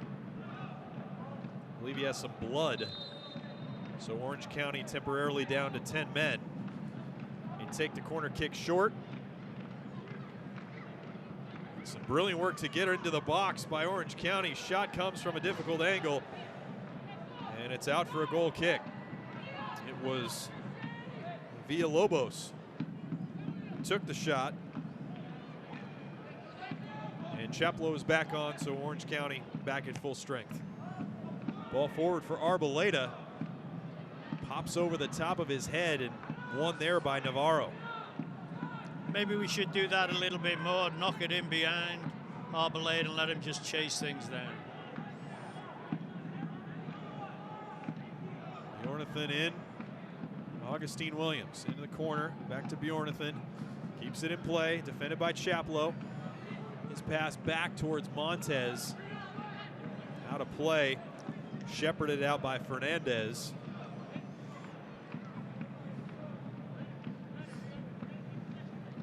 $18 minutes plus stoppage time as T2 looking for their first points of the season. Is there a goal left in this match for T2?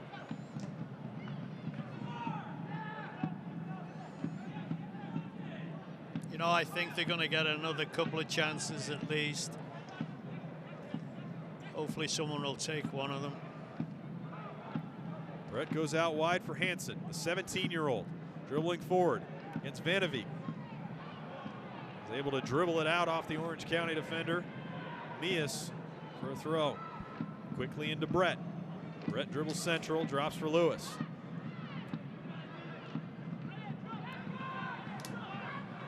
T2 searching for the equalizer. Batista will switch to Clark.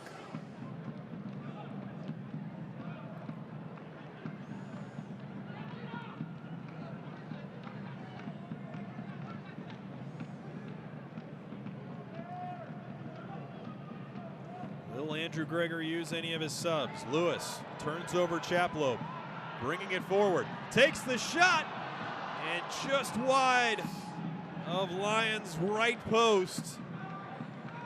But some confident dribbling forward by the defensive midfielder. Just can't find the target. Yeah, you know what's really good about that? He attacked the defense, and that made the defense have to come to him. So it gave him 2 options, one to take a shot or one to slide it somebody else in and get him going. So, you know, more of that would really, really help. Just attack the back 4. Lewis was the 7th overall pick of the 2014 MLS Super Draft by Vancouver Whitecaps FC. Actually lives 10 minutes away from Darren Maddox in Jamaica. Maddox saw time today for the Timbers first team and earned a penalty kick.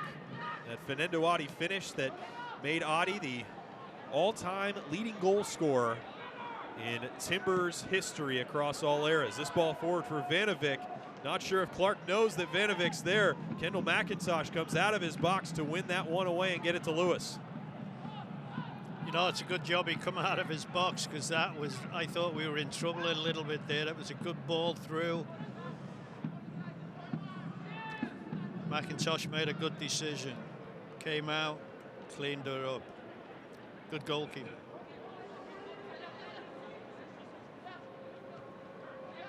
We've entered the final 15 minutes. As Bijev finds Arboleda now forward for Bjornathan. Can he outrace Franco? Yes.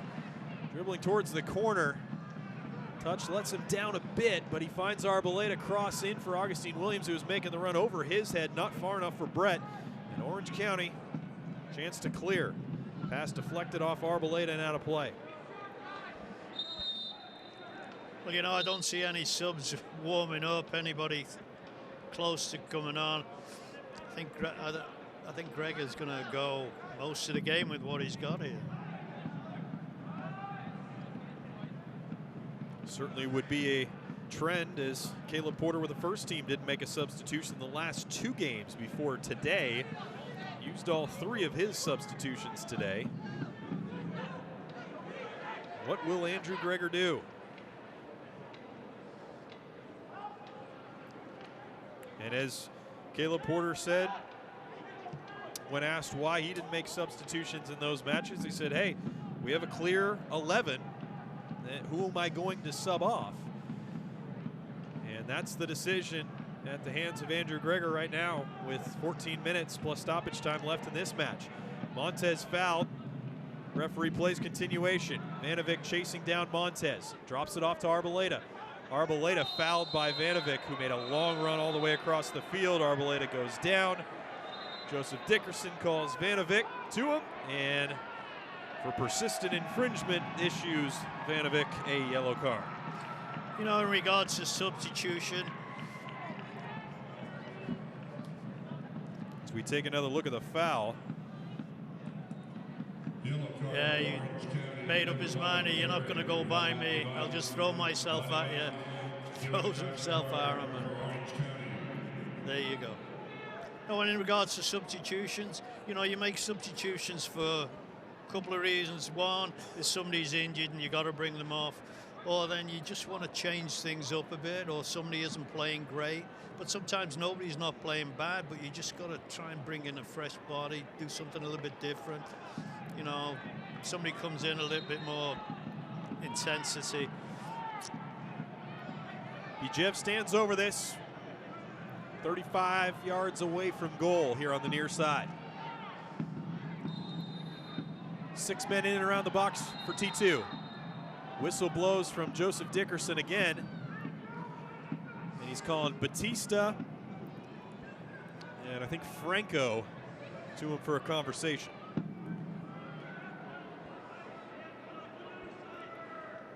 Franco was originally drafted by Chivas USA in the 2nd round of the 2013 Super Draft, and we're ready for play. Bijev can't get it by the first man, who actually sends it directly back to him.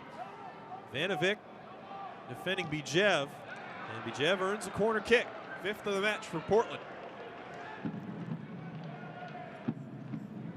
Now if he can put in a really good cross with some pace on it, then let the guys attack it. That's what he needs to do. Don't do a short corner. It's a waste of time in this situation. Just get it in the box, some pace on it, a little bit of bend. That's comes in just over the top of Augustine Williams, and Arboleda fouls Vanovic. A lot of size in there when T2 does have corner kick or free kick opportunities. Batista stands at 6'5", Renico Clark at 6'4", Augustine Williams at 6'2". But haven't been able to find the head off of a restart in those positions. Augustine Williams did score with his head in the first half off a Kyle Bjornathan cross from open play. Lions restart, header won by Bjornathan. Now Montez, central for Bijev. Lewis wide for Arboleda, won by Franco. Lacroix wide for Villalobos. Villalobos able to get by one man. He drops for Lacroix. Lacroix defended by Batista. His cross miscleared by Montez, but able to get back to it again. Forward by Brett, trying to find Bijev. Orange County wins the header, back to McIntosh.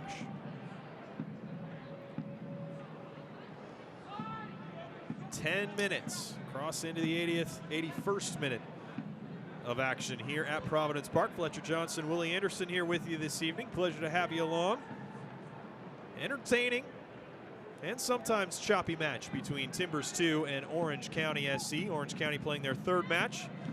A win and a loss for them so far this year, after making the playoffs as the last team in from the Western Conference a season ago. and defeating the #1 seeded Sacramento Republic FC in the first round of the playoffs. Since gone through a name change, a multi-year partnership with LAFC, and looking for their second victory on the season. Meanwhile, Timbers 2 looking for their first points in 2017 as Lewis is called for the handball. Tough stretch for T2 last week, opening week of the season. They play on a Saturday night against Rail Monarchs, play midweek on the road against Swope Park, and then on the weekend on the road against Seattle Sounders 2 in tough conditions.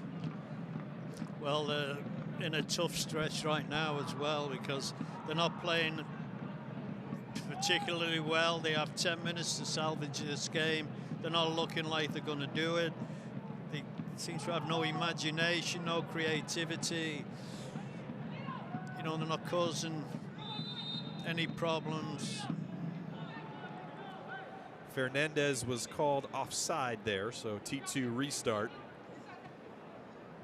Not an easy stretch for Orange County either. They play 6 of their first 7 matches on the road here in 2017. They will play at LA Galaxy 2, or as they're known, Los Dos, although that's not much of a road match, on the 22nd against Los Dos at home on the 6th of May, at Tulsa, at OKC, to finish off that 6 road matches in their first 7 stretch. Timbers 2, meanwhile,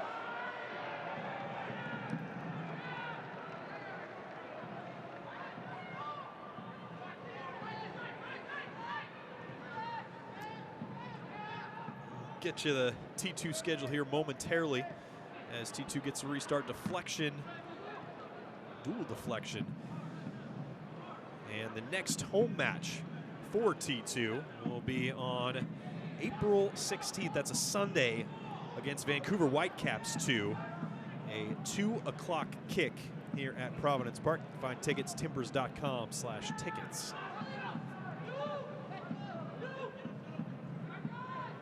Lacroix with it here in the corner.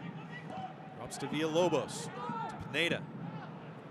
Pineda happy to play a bit of possession to Franco. 7 minutes into the 84th. T2 needing to find a goal. Can they do it? Pineda. Villalobos. Just playing a 1v1 game. Almost lulling T2 to sleep as Villalobos nearly drives through the entire T2 defense before he runs into the brick wall that is Lamar Batista. Chaplow's shot will go across the byline easily. No threat to McIntosh's net. What a first week for Kendall McIntosh, who earned a USL Team of the Week honor and certainly is continuing his stellar play here to start 2017. Couple big saves in the first half. I really rate him highly. I just think he's an excellent goalkeeper. Hansen attacking the defense. Mias able to cut out that pass, and Hansen, silly foul there on Chaplow that allows Orange County to take their time with the lead on a restart. You know, looking out there at the game right now, it looks like T2 have lost 3 games. You know, the heads are down a little bit. They seem a little bit dejected to me. They don't seem to have much of a spark. It's like they're just dragging. I don't know. It's hard to put my finger on it. Clark called for the foul, much to the dismay of the fans here at Providence Park and Clark himself. It's like a couple substitutes are coming to the table. 1 for Orange County, 2 for T2. Won't be allowed to come on yet.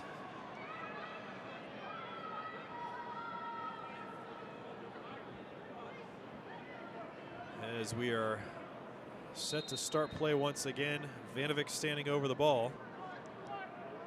Take his time as we're into the final 4.5 minutes plus stoppage time.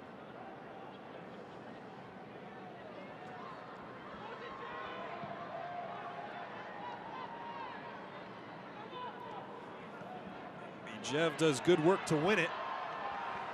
Gets it to Montez. Montez, the through ball for Arboleda, who had cut off his run.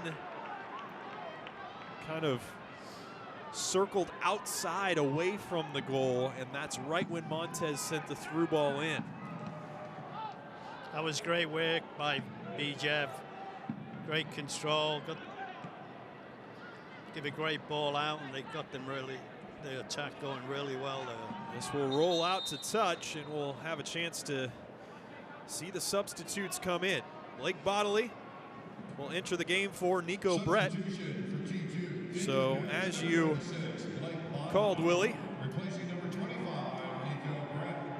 Bodley on for Brett, whose night is complete.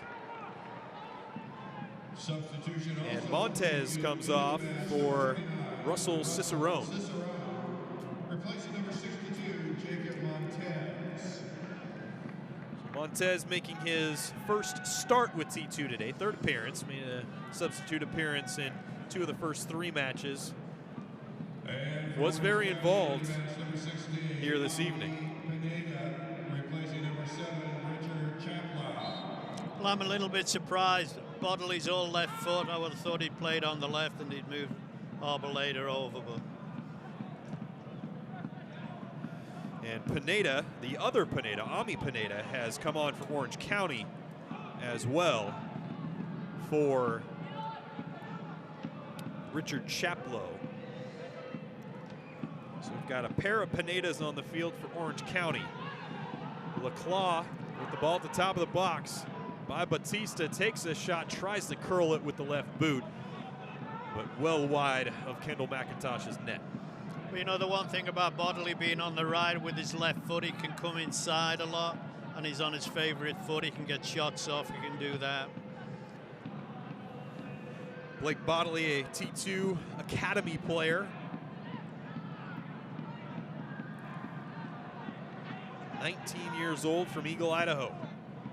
And the other substitute, Russell Cicerone, 4th round pick in the 2017 Super Draft by the Timbers.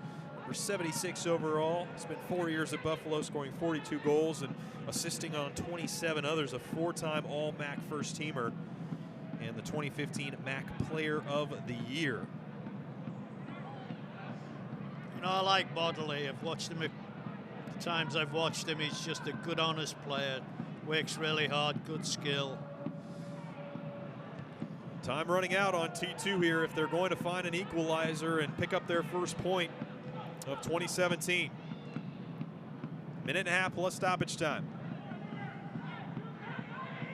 Arboleda dribbling central to Bijev, who tries to go back for Arboleda, actually gets a touchback on the ball. Augustine Williams fortuitous to go chase that one down and keeps T2 in possession. Drop for Batista. Batista goes to Clark.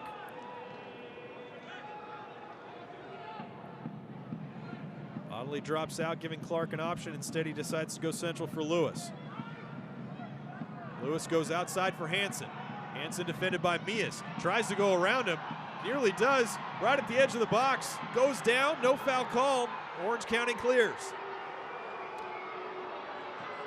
I think he had a good call for a foul there. It looked like he got tripped.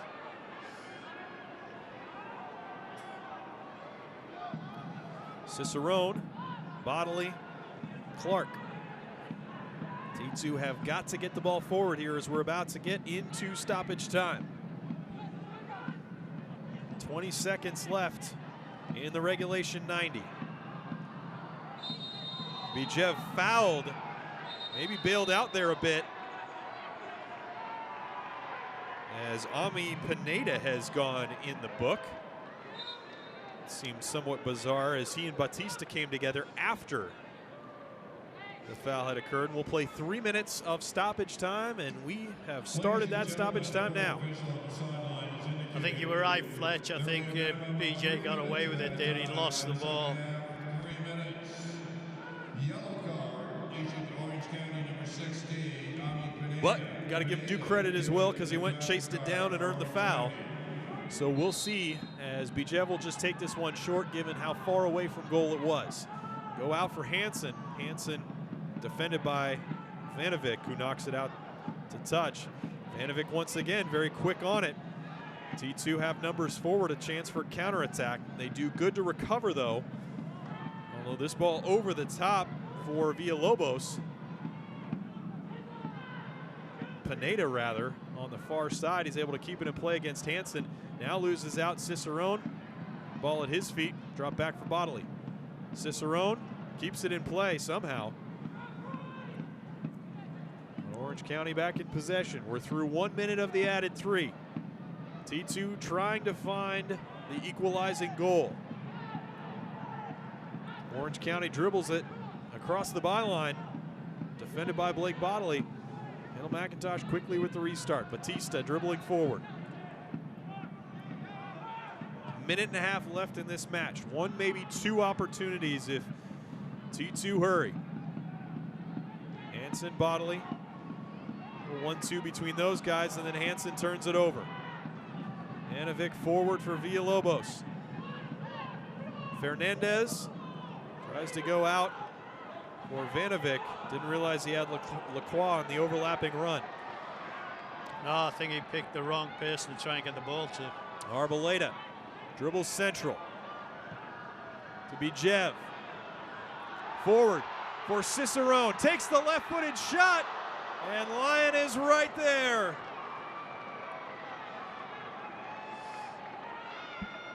He does really well. He pulls it, gets his shot off.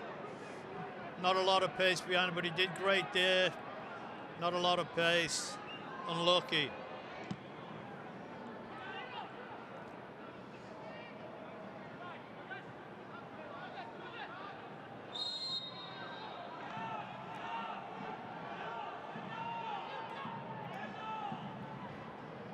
.20 seconds left for T2.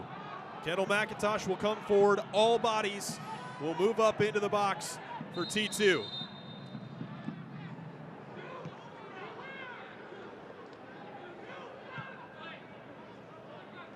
Kyle Bjornathan. Arboleda. Arboleda knocked out of play by Lacroix. We've hit the 3 minutes at the discretion of Joseph Dickerson. Got to send a ball into the box if you want a chance. Lewis got to send it in. Foul. Continuation played after the foul since Lewis stayed on his feet. Bijev. Ball into the box towards the back post. Just enough of a head on it by Orange County. T2 keep pressure on. Kyle Bjornathan. And there is the final whistle. Orange County does just enough to hang on in the end as T2 suffers a fourth straight defeat. To begin 2017, Orange County picks up their second win in 3 tries here to start their season as they play 6 of their first 7 on the road. And Willie, tough one for T2 to stomach, their 4th 1-goal loss of the season. Yeah, you know, they had better individual players, but they didn't play well.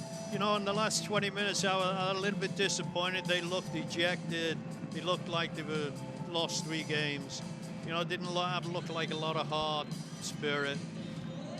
But, you know, you got to live and learn, and you got to come out bigger and better. But that was a game, for me, they could have won. They were not the worst team on the field, I didn't think. They had the ability and the players to beat them tonight, and they just didn't put it together. Well, let's go ahead and take a look at the highlights from this one this evening. And it started off with a penalty kick goal in the 8th minute for Orange County. Yeah, it's not a great tackle. He gets the ball a little bit, but he gets the guy. Great penalty. You never save that. Vanovic struck it well. Yeah. Kendall McIntosh guessed correctly, but not enough. Then in the 19th. I think this is a great goal. And the reason it's a great goal is watch this cross. Power, pace, and that header is a thumping header. You know, you don't save them, but the cross makes it everything it is. It's a great cross, and his header is just to pick that out. Bjornathan with his first assist in his 4th match with T2. We moved to the second half, and it was Orange County that found what would turn out to be the winner in the 58th. Well, you know, that's the best goal he's ever scored, and I'm sure it's going to be the best goal he ever did score. Victor Pineda finds the game-winning goal for Orange County.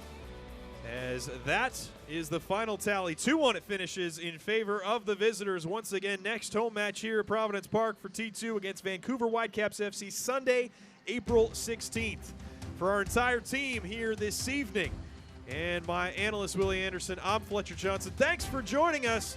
We'll talk to you again soon here as T2 will be back in action before you know it, looking for that first victory of 2017. Good night.